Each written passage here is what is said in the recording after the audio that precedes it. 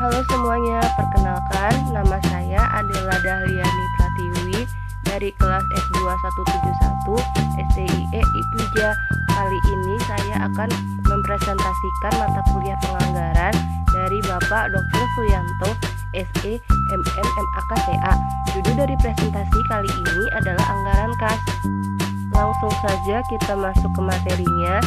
Beberapa istilah anggaran kas. Anggaran kas disebut juga sebagai anggaran perubahan kas, anggaran penggunaan sumber dan penggunaan kas, anggaran sumber dan belanja kas, anggaran masuk dan keluar kas. Definisi kas. Kas adalah alat pembayaran yang dimiliki perusahaan dan siap digunakan untuk investasi maupun menjalankan operasi perusahaan setiap saat dibutuhkan. Karena itu, kas mencakup semua alat pembayaran yang dimiliki perusahaan yang disimpan di dalam perusahaan maupun bank dan siap dipergunakan. Pengertian anggaran kas. Anggaran kas adalah anggaran yang menunjukkan perubahan kas dan memberikan alasan mengenai perubahan kas tersebut dengan menunjukkan arus kas masuk sebagai sumber kas dan arus kas keluar sebagai arus kas yang dibelanjakan atau digunakan, sehingga tanpa kelebihan dan kekurangan kas dan saldo kas selama periode tertentu dari suatu organisasi. Anggaran kas adalah prediksi aliran keluar masuknya uang yang direncanakan perusahaan di dalam suatu periode tertentu, beserta penjelasan tentang sumber-sumber penerimaan dan pengeluaran kas tersebut.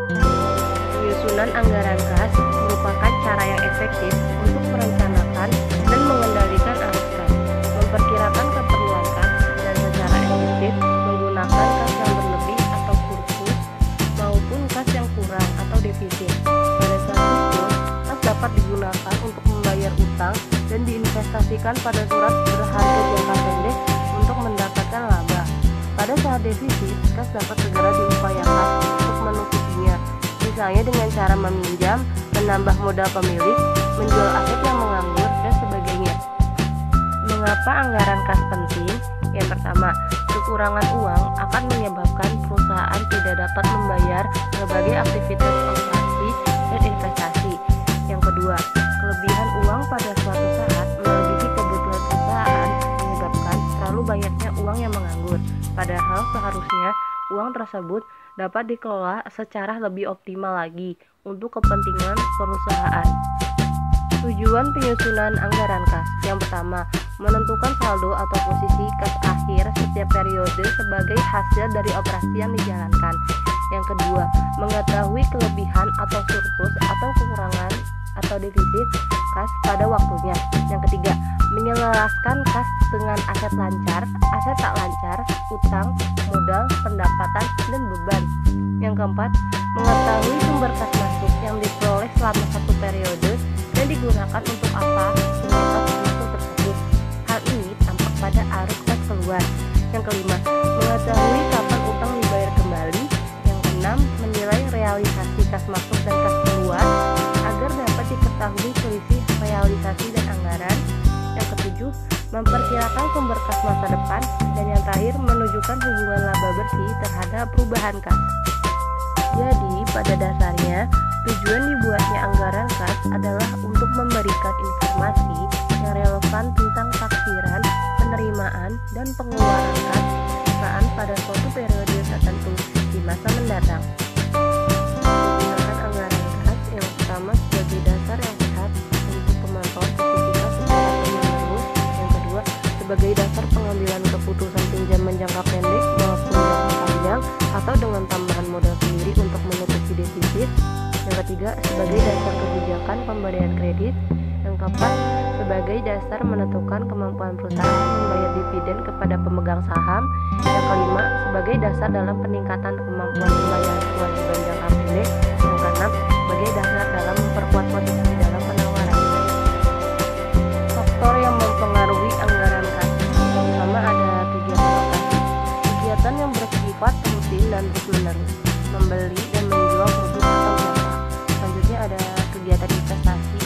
Kegiatan yang dapat meningkatkan dan menurunkan aset tetap atau aset tak lancar.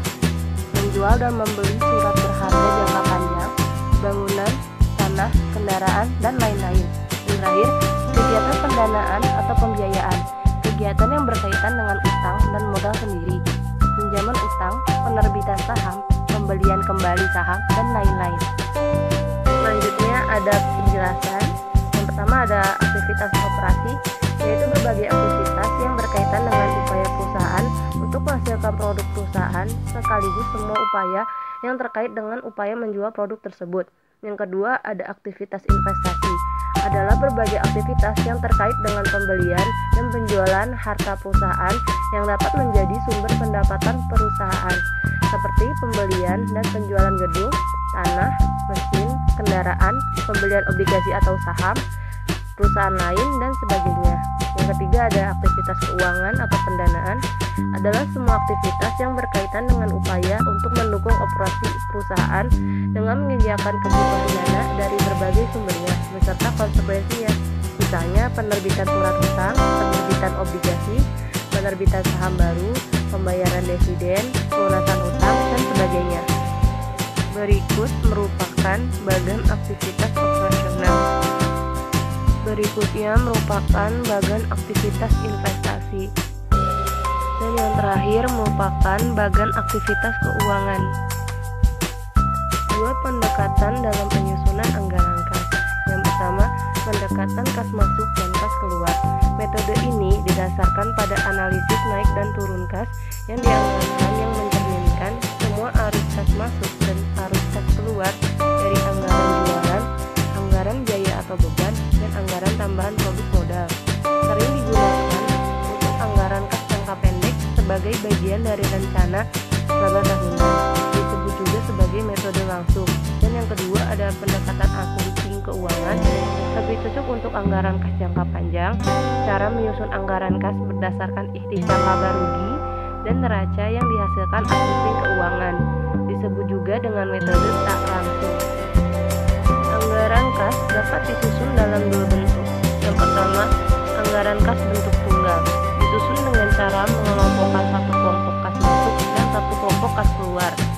Yang kedua, ada anggaran kas bentuk campuran, disusun dengan cara tiap kegiatan kas masuk dikurangkan dengan kas keluarnya, sehingga dapat diketahui kas masuk bersih atau kas keluar bersih dari masing-masing kegiatan.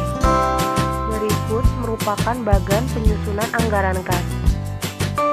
Susunlah anggaran kas dengan pendekatan kas masuk dan kas keluar dengan bentuk tunggal dan bentuk campuran.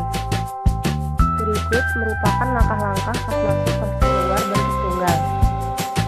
Berikut langkah-langkah kas masuk kas keluar bentuk campuran.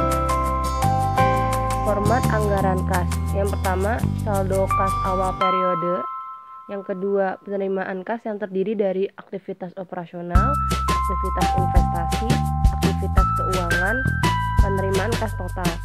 Yang ketiga, ada pengeluaran kas yang terdiri dari aktivitas operasional, aktivitas investasi, aktivitas keuangan, pengeluaran kas total.